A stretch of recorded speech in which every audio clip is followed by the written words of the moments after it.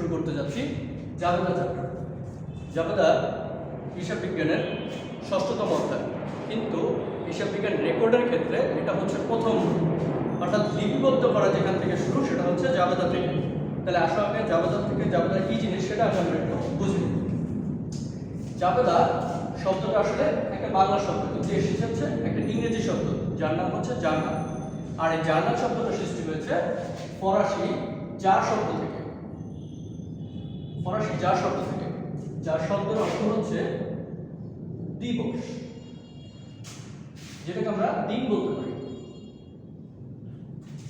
অর্থাৎ যেহেতু আমরা হিসাব বিজ্ঞানে ব্যবসা প্রতিষ্ঠানের হিসাবগুলো রাখি, তাহলে ব্যবসা প্রতিষ্ঠানের প্রতিদিন নানান ধরনের, অন্তত আমি যদি বলি শখানেক লেনদেন সংঘটিত হয় তাহলে ভুল হবে না।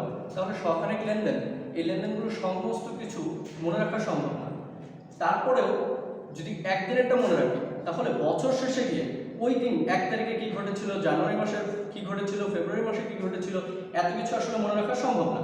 সেজন্যই হিসাব বিজ্ঞান হচ্ছে লিপিবদ্ধ করে রাখতে হয়। তাহলে জার্নালটা হচ্ছে দিনের ভিত্তিতে প্রতিদিনের যে সকল লেনদেন ঘটে, প্রতিটা লেনদেনকে তার তারিখ অনুযায়ী ক্রমানুসারে লিখে রাখাটাই হচ্ছে জার্নাল।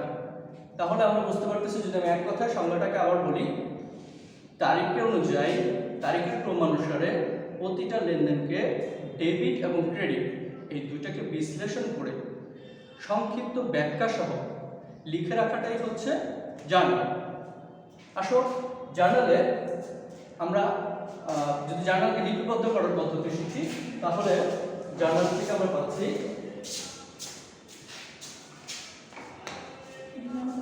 জার্নাল করার জন্য আমাদেরকে দুটো জিনিস অবশ্যই খুব ভালোভাবে জানতে হবে। এক, এখানে লক্ষ্য করো পৃষ্ঠা নম্বর ২৭ আমি লিখে রেখেছি। পৃষ্ঠা নম্বর ২৭ আমাদের কি কি আছে, কোন জিনিস কি কি হিসাব কখন ডেবিট হবে কখন ক্রেডিট হবে। দেখো এখানে আমরা দুইটা হিসাব পাচ্ছি, সম্পদ এবং ব্যয়। এটা বাড়লে হবে ডেবিট, আর যখন এটা কমে যাবে তখন হবে ক্রেডিট। তাহলে প্রথম ভাগ ব্যয় এবং সম্পদ। দ্বিতীয় ধাপে আসলে আমরা কি পাচ্ছি, আয়, দায় এবং মালিকানা সম্পদ। এগুলো হচ্ছে ঠিক সম্পদ এবং ব্যয়ের বিপরীত। এটা বাড়লে হচ্ছে ক্রেডিট, আর যখন কমে যাচ্ছে তখন হচ্ছে ডেবিট। এছাড়াও আমাদের আরেকটা জিনিস খুব ভালো করে জানতে হবে, সেটা হচ্ছে পৃষ্ঠা নম্বর ৫১-তে তোমরা একটা তালিকা পেয়ে যাবে। ওখানে মোটামুটি ৩১টা হিসাবের নাম ব্যাখ্যা করা আছে, হিসাবের শ্রেণীগুলো ব্যাখ্যা করা আছে। যেমন সেখানে উদাহরণস্বরূপ ৩টা হিসাব লিখে রেখেছি, তোমরা জাস্ট এইগুলোর নাম হচ্ছে মূলধন, হিসাবের শ্রেণীটা হচ্ছে মালিকানা সত্ত্ব, এরপর হচ্ছে নবদান, হিসাবের শ্রেণী হচ্ছে সম্পদ, ক্রয়, হিসাবের শ্রেণী হচ্ছে ব্যয়। তাহলে তোমাদের নামের সাথে মিল রেখে হিসাবের শ্রেণীটা কি হয়, এই হিসাবের শ্রেণীগুলোকে অবশ্যই মুখস্থ করে ফেলতে হবে। কারণ এইগুলো মুখস্থ না জানলে আমরা হিসাব বিজ্ঞান ব্যাখ্যা করতে পারবো না। তোমাদের মধ্যে থেকে অনেকেই আছো যারা হিসাব বিজ্ঞানে জাবেদা ঠিকই করতে পারবে, অথবা কেউ কেউ আছে করতেই পারবে না, কি হিসাব হবে সেটাই বলতে পারবে না, কেন ডেবিট হলো কেন ক্রেডিট হবে এইটাই বলতে পারছো না। কিন্তু ঠিকই জাবেদা হয়তো পেরে যাবে, কিন্তু কেন ডেবিট হলো সেটা বলতে পারবে না, কেন ক্রেডিট হলো সেটা বলতে পারবে না ভালো করে। আর সেই জিনিসটাই আমি আসলে খুব ভালো করে তোমাদের এখানে বোঝানোর চেষ্টা করছি। তাহলে আসলে শুরু করো। ৩, তাহলে আমরা উদাহরণ ১-এর অঙ্কটা শুরু করছি। উদাহরণ ১-এর অঙ্কটা আমরা পেয়ে যাবো ৬৭ পৃষ্ঠায়। আমি আসলে তোমাদেরকে ব্যাখ্যা করে বোঝাচ্ছি কিভাবে ডেবিট এবং ক্রেডিট বিশ্লেষণ করতে হয়, একেবারে পুরো জিনিসটা। আসো ১ নম্বর অঙ্কে আছে আমাদের নগদ পণ্য ক্রয় করা হলো ৯,০০০ টাকা। ১ নম্বর অঙ্কে মার্চের ১ তারিখে আমরা দেখতে পাচ্ছি পণ্য ক্রয় ৯,০০০ টাকা। যদি আমরা লেনদেন বুঝে থাকি তাহলে আমি লেনদেনটাকে আরেকবার রিপিট করছি। লেনদেন হওয়ার শর্ত হচ্ছে কোনো একটা ঘটনা ঘটবে, আমার ব্যবসা প্রতিষ্ঠানে কোনো একটা ঘটনা ঘটবে, আর সেই ঘটনাটার মধ্যে কি থাকবে, কোনো একটা জিনিস আদান প্রদান ঘটবে, আর সেটার বিনিময় হিসেবে টাকার একটা অর্থ থাকবে। তাহলে আমাদের হিসাবগুলো হওয়ার জন্য শর্ত হচ্ছে দুইটা জিনিস, একটা হচ্ছে কোনো জিনিসের আদান প্রদান, আরেকটা হচ্ছে নগদ টাকা। তাহলে আমরা যদি এই লেনদেনটাকে বিশ্লেষণ করি, তাহলে দেখো কি করছি, আমরা পণ্য ক্রয় করেছি ৯,০০০ টাকা। তাহলে ধরে নিলাম আমাদের একটা মুদি দোকান, আমরা কি করবো, মুদি দোকানের জন্য পণ্য লাগবে যেটা আমরা বিক্রি করবো। তাহলে আমরা দোকানে গেলাম, দোকানদারের কাছে গেলে দোকানদারের কাছ থেকে আমি যে জিনিসটা কিনলাম সেটা আমার কাছে আসলো। তাহলে আমরা প্রথমে পেলাম কি, পণ্য পেলাম দোকানদারের কাছ থেকে। আচ্ছা, দোকানদারের কাছ থেকে পণ্য নিয়ে তুমি চলে আসবো, টাকা তো একটা বিনিময় হিসেবে কিছু না কিছু দিতে হবে, হয় নগদে দিব, না হয় চেক দিব, না হয় তাকে বাকিতে রেখে আসবো, কিছু তো একটা থাকবে তার সাথে লেনদেন। তাহলে এই লেনদেনে কিছুই উল্লেখ নেই, কিছু না উল্লেখ করলে আমরা বুঝতেই পারছি একটা জিনিস এভাবে তো কিনে নিয়ে আসিনি, তাকে টাকা দিয়ে আসছি। যেহেতু কোনো কিছু বাকিতে কারো নাম থাকলে বাকিতে হবে, যেহেতু কারো নাম নেই তাহলে আমরা বুঝতে পারছি এটা নগদে হচ্ছে। তাহলে আমার কাছে পণ্য এসছে, এর বিনিময় হিসেবে আমি নগদ টাকা তাকে দিয়ে আসছি, নগদ টাকা দিয়ে আসছি। এখানে একটা শেখার জিনিস হচ্ছে পণ্য ব্যবসা প্রতিষ্ঠানে যদি তোমরা 63 পৃষ্ঠার জাবেদার তৈরির বিবেচ্য বিষয়গুলো পড়ো, ওখানে দেখবে তোমরা প্রথমেই একটা এন্ট্রি এসছে, সেটা হচ্ছে কি পণ্য, মাল অথবা চেক, এই তিনজনের নামে কোনো হিসাব হবে না। তাহলে কি করব, এই পণ্য মালের জন্য আমরা সাধারণত ক্রয় হিসাব অথবা বিক্রয় হিসাব ব্যবহার করব। ঠিক আছে, তাহলে আমরা পণ্যকে মুছে দিতে পারি, পণ্যের বিপরীতে আমাদের চলে আসলো ক্রয় অথবা বিক্রয়। তাহলে আমরা এখানে কি করেছি, ক্রয় করেছি, তাহলে অবশ্যই ক্রয় হিসাব চলে আসলো, একটা আসলো ক্রয়। আর চেকের জন্য কি হবে, সবসময় ব্যাংক হিসাব, চেকের জন্য সবসময় ব্যাংক হিসাব হবে। ওকে, চেক গেলেও আমরা ব্যাংক হিসাব লিখবো, চেক পাইলেও আমরা ব্যাংক হিসাব লিখবো। তাহলে আমরা দুইটা হিসাব, একটা হিসাব পেয়ে গেলাম। আরেকটা হিসাব বলছি, ব্যবসা প্রতিষ্ঠানে নগদ টাকাকে আমরা একটা নতুন নাম দিয়েছি হিসাব বিজ্ঞানের ভাষায়, সেই নামটা হচ্ছে নবদান। তাহলে নগদকে আমরা নগদ বলবো না, নগদকে আমরা বলবো নবদান, একটা নতুন শব্দ। তাহলে আমরা দুটো হিসাব পেয়ে গেছি, একটা হচ্ছে ক্রয়, একটা হচ্ছে তোমার নবদান। এখন আমরা এটাকে কোনটা ডেবিট কোনটা ক্রেডিট কিভাবে বিশ্লেষণ করবো সেই বিশ্লেষণে যাচ্ছি। প্রথমে আসি নগদ, এটা তো হিসাবের নাম, এটা হিসাবের নাম। এরপর আমরা তৈরি করবো, আসো এই যে এখানে আগে থেকে বুঝিয়ে দিয়েছিলাম আমরা 27 পৃষ্ঠায় কোনটা কি হিসাব, সরি আমরা আগে চলে আসবো 51 পৃষ্ঠায়। আমরা আগে চলে আসবো কোথায়, 51 পৃষ্ঠায়। 51 পৃষ্ঠায় এসে আমরা এগুলো বলছিলাম মুখস্থ করতে। ক্রয়, ক্রয় দেখো ব্যয় হিসাব, ক্রয়ের নাম হিসাবের শ্রেণীতে তোমরা পেয়ে যাবে ব্যয় হিসাব। তাহলে ক্রয়ের হিসাবের শ্রেণীটা পেয়ে গেলাম, হিসাবের শ্রেণী। তাহলে এখানে আমরা লিখতেছি হিসাবের শ্রেণী, শ্রেণীতে আমরা কি পেয়ে গেলাম, এটা হচ্ছে ব্যয় হিসাব। আচ্ছা, তাহলে পরেরটা যদি বের করি, নবদানে 51 পৃষ্ঠায় প্রথম দিকে তোমরা বারবার দেখে দেখে করবা, তাহলে ওটা কি হবে, আস্তে আস্তে মুখস্থ হয়ে যাবে। আর যত দ্রুত তুমি এটাকে মুখস্থ করে নেবে, যত দ্রুত তুমি এটাকে শিখে নেবে, তত দ্রুতই তোমার জন্য এগুলো শিখতে আর সহজ হবে, বারবার দেখতে হবে না। তাহলে 51 পৃষ্ঠায় আমরা গেলাম, নবদান কি হিসাব, সম্পত্তিবাচক হিসাব বা সম্পদ হিসাব। তাহলে সম্পদ নবদানের শ্রেণী লিখলাম আমরা সম্পদ, হিসাবের শ্রেণী তো পেয়ে গেলাম। এখন আসো ব্যয়, 27 পৃষ্ঠার হিসেব অনুযায়ী সম্পদ আর ব্যয় বাড়লে ডেবিট কমলে ক্রেডিট। এখানে আমি যে ক্রয় করেছি এর দ্বারা কি ব্যয়টা বেড়েছে নাকি কমেছে, তোমাকে নিজেকে প্রশ্ন করতে হবে। আমি দোকানের কাছে গেলাম, দোকানদার থেকে জিনিস কিনলাম, তাহলে কি আমার ব্যয়টা বেড়েছে না কমেছে? অবশ্যই এই ক্ষেত্রে বেড়েছে, কারণ আমি পণ্য কিনেছি, এর দ্বারা আমার খরচ বেড়ে গেছে। তাহলে আমি উত্তর পেলাম বেড়েছে।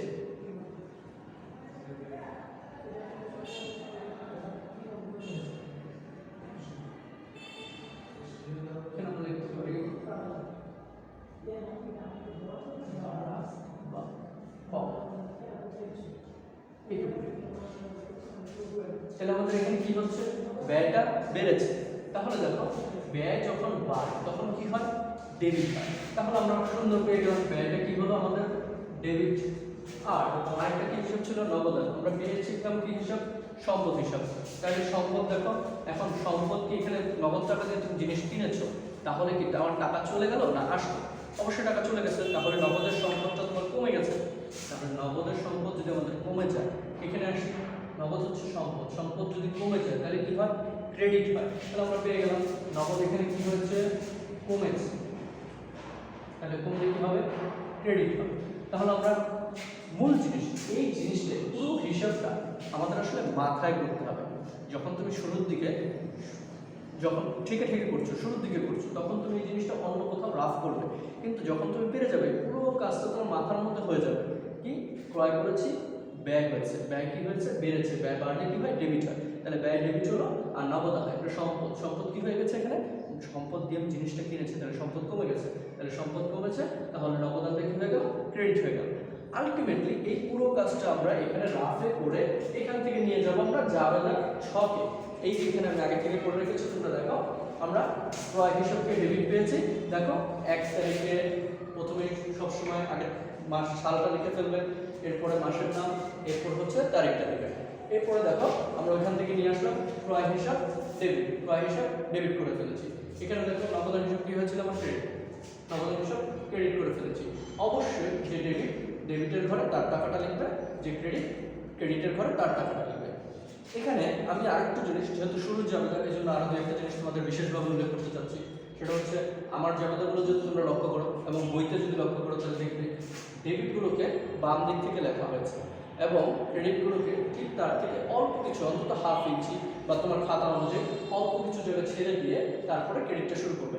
এতে যদি কখনো তুমি ডেবিট ক্রেডিট নাও লিখো, তাতেও টিচার বুঝে ফেলবে কোনটা ডেবিট কোনটা ক্রেডিট এবং তুমিও বুঝতে পারবে। তাহলে ডেবিট ক্রেডিটের একটা স্বীকৃত নিয়ম, ডেবিটটাকে বাম দিক থেকে লিখতে হবে, ক্রেডিটটাকে একটু ডান দিক থেকে লিখতে হবে। এরপরে দেখো জাবেদার ঘর অলরেডি তোমরা দেখে গেছো অথবা তোমার বইতে আছে, তোমরা দেখে নিতে পারো। তারিখ, বিবরণ, জাবেদা পৃষ্ঠা, ডেবিট টাকা, ক্রেডিট টাকা, অর্থাৎ যেসব এন্ট্রি ডেবিট হবে তাদের টাকাগুলো ডেবিটের ঘরে লিখবে, যেসব এন্ট্রি ক্রেডিট হবে তাদের টাকাগুলো ক্রেডিটের ঘরে আনবে। প্রতিটা লেনদেনের অবশ্যই ব্যাখ্যা দিতে হবে। এখন অনেকের কাছে প্রশ্ন, স্যার ব্যাখ্যা কি দিব? সব অনেক অনেক স্টুডেন্ট আমার কাছে প্রশ্ন করে যে স্যার ব্যাখ্যা কি লিখবো, সেটা তো বুঝি না। আচ্ছা, বাস্তব জীবনে আমি দোকানে গেলাম, কিছু কিনে নিয়ে আসলাম, আমরা এখানে পণ্য ক্রয় করেছি। বাস্তব জীবনে আমি গেলাম দোকান থেকে কিছু কিনে নিয়ে আসলাম, এটা কি কোথাও লেখা থাকে? বইয়ের মতো করে কি আমার লেখা থাকবে পণ্য ক্রয়? না, লেখা থাকবে না। তাহলে 1 বছর পরে যখন আমি এই জাবেদা বইটা খুলবো, 6 মাস পরে যখন আমি জাবেদা বইটা খুলবো, তখন এই লেনদেনটা দেখে, ব্যাখ্যাটা যদি না থাকে, লেনদেনটা দেখে কি আমি বুঝতে পারবো ঘটনাটা কি ঘটেছিল, লেনদেনটা কি ঘটেছিল? না, বোঝা যাবে না। তাহলে তুমি পুরো লেনদেনটাকে সংক্ষিপ্ত করে এখানে লিখবে, যা দেখে তুমি 6 মাস পরে তোমার খাতা খুললে, তোমার খাতা একটা জাবেদা করা আছে, তুমি 6 মাস পরে তোমার খাতাটা খুললে, খুলে জাবেদাটা দেখে তুমি বোঝার জন্য একটা নিচের লাইন লিখো। এটাই হচ্ছে ব্যাখ্যা, সংক্ষিপ্ত কথা। আমি যেই কথাটা দিয়ে বুঝবো যে আমি কিসের জাবেদা করছি, সেটাই হচ্ছে এটার ব্যাখ্যা। তাহলে আমরা কি লিখতে পারি? সংক্ষেপে লিখেছি নগদের পণ্য ক্রয় করা হলো। তাহলে প্রতিটা জাবেদা আমরা অবশ্যই ব্যাখ্যা দিয়ে যাবো। আসো আমরা পরের জাবেদাটা চলে যাই।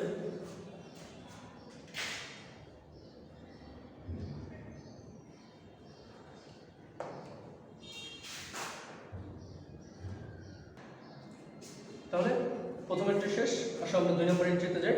2 নম্বর এন্ট্রি আছে মার্চের 2 তারিখ, আসবাবপত্র প্রায় 12,000 টাকা। যেরকম আমি এখানে লিখেছি আসবাবপত্র প্রায় 12,000 টাকা। ক্রয়ের মতো এটা স্বাভাবিক।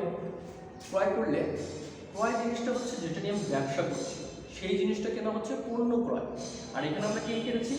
আসবাবপত্র। আসবাবপত্র হচ্ছে জিনিসটা আমরা ব্যবসায় ব্যবহার করি, এটা আমাদের বিক্রির জন্য না। দেখো তোমার একটা দোকান, যদি যেহেতু আমরা বলছি একটা মুদির দোকানে যদি আমরা রেকর্ড করি, তাহলে কি হবে? একটা দোকানে একটা ওয়েট মেশিন থাকে, তোমার বসার জন্য একটা চেয়ার, একটা টেবিল থাকবে, একটা ফ্যান থাকবে, এগুলো হচ্ছে তোমার ব্যবহারের জন্য, এগুলো তোমার বিক্রির জন্য না। তাহলে ব্যবহারের জন্য যেগুলো কিনি সেগুলো হচ্ছে আমাদের সম্পদ। সম্পদ কিনলে আমরা সম্পদটাকেই ডেবিট করব। তারপর আমরা ব্যাখ্যা করে শিখি। আসো, তাহলে কি কিনেছি? সম্পদ কিনেছি। আগের কথাটার মতো, আগে কি এসেছিল? পণ্য আসছিল, এখন কি আসছে? আসবাবপত্র। তাহলে প্রথমে আমাদের কাছে আসলো আসবাবপত্র, এটা আমাদের কাছে আসছে। এছাড়া একটি কেনার জন্য কি করছি? একটা বিনিময় লাগবে, আমি আগে বলেছিলাম। তাহলে বিনিময়টা কি এখানে উল্লেখ নাই, তাহলে যেহেতু কারো নামও নাই, তাহলে আমরা এটা নগদ অবশ্যই কিনেছি। তাহলে আরেকটা হিসাব আমরা পেয়ে গেলাম নগদান। তোমাদেরকে আগে বলেছি আমরা নগদকে হিসাব বিজ্ঞানের ভাষায় বলে নগদান। তাহলে আমরা দুটো পক্ষ পেয়ে গেছি, একটা আসবাবপত্র, একটা নগদান। আসলে এটা বিশ্লেষণ করি। যদি আমরা আসবাবপত্রকে 51 পৃষ্ঠার হিসেবের শ্রেণীটা বের করি, কোন শ্রেণীতে? তাহলে তোমরা দেখবে যে 51 পৃষ্ঠার হিসাবের শ্রেণীগুলো দেখে ওইখানে দেখবে যে সম্পদ লেখা আছে। আসবাবপত্রের ঘরে দেখবে তোমরা সম্পদ লেখা আছে। তাহলে আসবাবপত্রের শ্রেণী আমরা পেয়ে গেলাম সম্পদ। এখন আসবাবপত্র কিনে নিয়ে আসলে, সে ধরলাম একটা টেবিল কিনে নিয়ে আসলে, তাহলে কি তোমার কাছে একটা টেবিল আসলো, তোমার একটা সম্পদ বেড়ে গেল না? তাহলে আমরা কি পেলাম? 27 নাম্বার দিয়ে সম্পদটাকে বিশ্লেষণ করছি, এটা কি বাড়ছে না কমছে? অবশ্যই আমাদের এখানে বেড়ে গেছে সম্পদটা, তাহলে আমরা এখানে লিখলাম বাড়লো। তাহলে বাড়লে কি হবে? বাড়লে ডেবিট হবে। এই হলো। এখন আসলে অবদান একটু আগে তোমরা শিখে ফেলেছো। নগদান হচ্ছে হিসাবের শ্রেণীতে সম্পদ। তাহলে সম্পদ এখানে কি নগদ টাকা আসছে না চলে গেছে? অবশ্যই কমে গেছে। তাহলে সম্পদ যদি কমে যায় তাহলে কি হয়? ক্রেডিট হয়। তাহলে আমরা এখানে লিখলাম এটার হিসাবের শ্রেণী হচ্ছে সম্পদ। প্রশ্ন হচ্ছে বাড়লো না কমলো? তাহলে সম্পদ অবশ্যই এখানে কমেছে। তাহলে সম্পদ যদি কমে যায় তাহলে কি হবে? ক্রেডিট হবে। তাহলে আসলে এটাকে আমরা এখন জাবেদার ঘরে উপস্থাপন করি। এখানে আমি কিন্তু শুধু তোমাদের হিসাবের মানে নামটুকু যেটুকু বিশ্লেষণ করার জন্য যেটুকু দরকার সেটুকু লিখেছি। তোমাদের বিশেষভাবে উল্লেখ সেটা হচ্ছে যখন তোমরা এটাকে জাবেদার ঘরে ধরবে দেখো আমি প্রতিটার সাথে এখানে পুরোটা লিখেছি, পরেরগুলো তো পুরোটা লিখি, প্রতিটার সাথে হিসেব অবশ্যই লিখি। কারণ আমি যেহেতু এখানে ব্যাখ্যা করছি এই জন্য হিসাবটা লিখি। এখানে আমাকে যখন ঘরে উপস্থাপন করবো তখন অবশ্যই উপস্থাপন করতে হবে। তাহলে আমরা এখান থেকে কি পেয়েছি? আসবাবপত্র ডেবিট। এখানে নিয়ে আসলাম আসবাবপত্র ডেবিট। টাকা ছিল কত? 12,000। ডেবিটের করে 12,000। নগদ কি ছিল? ক্রেডিট। ক্রেডিটের করে 12,000। কি মজা পাচ্ছ তো? আসলে তাহলে আমরা 3 নম্বর সমস্যাটা সমাধান করি। 3 নম্বর যেটা হচ্ছে দেখতে পাচ্ছ তোমরা বাহারের নিকট বিক্রয় 15,000 টাকা। তাহলে বাহারের নিকট আমরা বিক্রয় করেছি। আচ্ছা বলো তো, তোমার কাছ থেকে একটা জিনিস নিতে এসছে, তুমি তার কাছে জিনিস বিক্রি করে দেবে, তার নাম জানা কি জরুরি? সে কোত্থেকে এসছে তা কি জরুরি? কখনোই না। তাহলে জরুরি কখন? যখন তুমি তার কাছে বাকিতে বিক্রি করছো। কারণ যদি বাকিতে বিক্রি করো তাহলে তার নাম অথবা সে কোথায় থাকে সেটা তুমি না জেনে নিশ্চয়ই কারোর কাছে বাকিতে বিক্রি করে দিবে না। তাহলে এখানে নামটা খুব গুরুত্বপূর্ণ। তাহলে বাহারের নিকট বিক্রি করেছি 15,000 টাকা। তাহলে অবশ্যই বাকিতে বিক্রি করেছি, কোথাও কিন্তু বলা নাই বাকিতে করেছি, কিন্তু এইগুলো হচ্ছে ইঙ্গিত যেটা দিয়ে তোমার বুঝে নিতে হবে। তাহলে বাহারের নিকট আমরা বাকিতে বিক্রি করছি। কি হয়েছে? আমার বিক্রি করার দ্বারা দোকান থেকে কিছু জিনিস চলে গেছে, ক্রয় করলে যেমন আসে এখানে বিক্রি করেছে তাই কিছু জিনিস চলে গেছে। তাহলে আমরা একটা জিনিস পেলাম, বিক্রয় করেছি। একটা জিনিস পেলাম, বিক্রয় করেছি, তাই জিনিস চলে গেছে। আচ্ছা আমি বলেছিলাম একটা বিনিময় থাকবে, বিক্রয় করার মাধ্যমে তো কিছু একটা পেতে হবে। এখন সে তো বাকিতে করেছে, তাহলে টাকা পাইনি, তাহলে ওই ব্যক্তিকে তো আমি পেয়েছি, ওই ব্যক্তি তো আমার কাছে একটা সম্পদ, তাই না? তাহলে বাহার পেলাম। এখন নামের মধ্যে কোনো হিসাব দেওয়া যায়। আচ্ছা আসলে একটু বিশ্লেষণ করি, বাহার কি আমাকে টাকা দিবে বা পাবে? বাহার কি আমার কাছ থেকে টাকা পাবে না আমাকে দিবে? উত্তর হচ্ছে যেহেতু তার কাছে বিক্রয় করেছে তাহলে বাহার অবশ্যই আমাকে টাকা দিবে। যে টাকা দিবে সে হচ্ছে দেনাদার, যে টাকা দিবে সে হচ্ছে দেনাদার। তাহলে আমরা পেয়ে গেলাম দেনাদার। এখন আসো এটাকে যদি আমরা 91 নিয়ে চলে যাই, হিসাবের শ্রেণী বের করতে হবে আমাকে আগে। বিক্রয় হচ্ছে আয় হিসাব, হিসাবের শ্রেণী থেকে আমরা শিখে নিব বিক্রয় হচ্ছে আয় হিসাব। তাহলে বিক্রয়ের দ্বারা আমার আয় বেড়েছে। আসো আমরা এখানে চলে আসি 27 পৃষ্ঠার বিশ্লেষণটাতে। আয় বাড়লে ক্রেডিট হয়। তাহলে আমরা এখানে পাচ্ছি বিক্রয়ের দ্বারা আমার আয় বাড়ছে, আমরা কি পেলাম? বেড়েছে। তাহলে বেড়েছে এই কারণে কি হয়ে গেল? এটা ক্রেডিট হয়ে গেল। আচ্ছা দেনাদারকে যে আমাকে টাকা দিবে তাকে যদি আমি বিশ্লেষণ করি তাহলে আমরা কি পাচ্ছি? দেনাদার তুমি দেখবে হিসাবের শ্রেণীতে সম্পদ। দেনাদার আছে কোথায়? সম্পদ। তাহলে এই সম্পদটা আমাদের বেড়েছে, আগে ছিল না, এখন এই সম্পদটা আমাদের তৈরি হয়েছে, তাহলে এটাও কি হয়েছে? বেড়েছে।